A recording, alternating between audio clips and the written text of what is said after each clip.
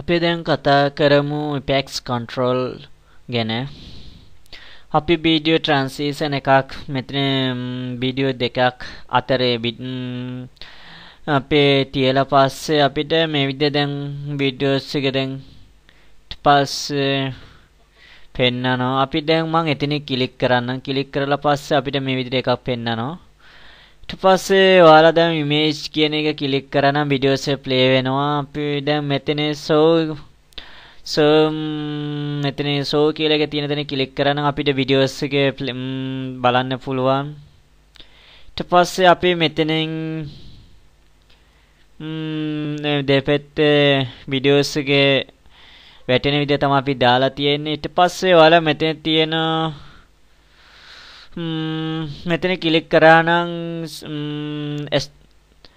center at cut කියලා. ඊට පස්සේ තමයි ප්‍රමාණය දෙපැත්තෙම සමාන ගානද වැටෙන්නේ වීඩියෝස් එකේ වීඩියෝස් දෙකක් අතරේ.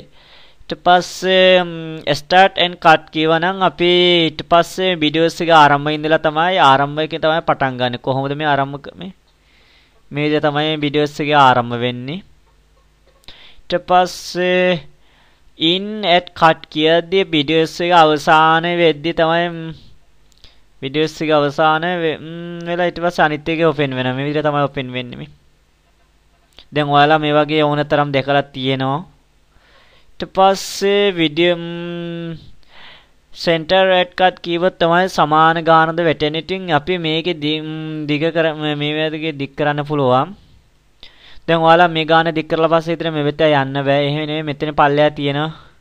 මේක ක්ලික් කරලා පස්සේ අපි මේ ඕනතරම් දිග කරන්න පුළුවන්. ඊට පස්සේ මෙතන මේ ඒත් නැත්තම් මෙතන ගිහිල්ලා අපි දික් කරන්න පුළුවන්. කිසිම අවුලක් නැහැ. මේ විදිහට ඕනතරම් දික් කරන්න පුළුවන්. දැන් ඔයාලා දැන් පේනවා වීඩියෝස් එක මේ විදිහට තමයි මේ වෙද්දී ඊට පස්සේ අනිත් එකේ මෙහෙම වෙනවා මේ විදිහට තමයි වීඩියෝස් එක මෙහෙම එන්නේ. ඊට පස්සේ අපි මේකේ ඕනනම් මෙතනින් අපි වීඩියෝස් එක බලන්නත් පුළුවන්.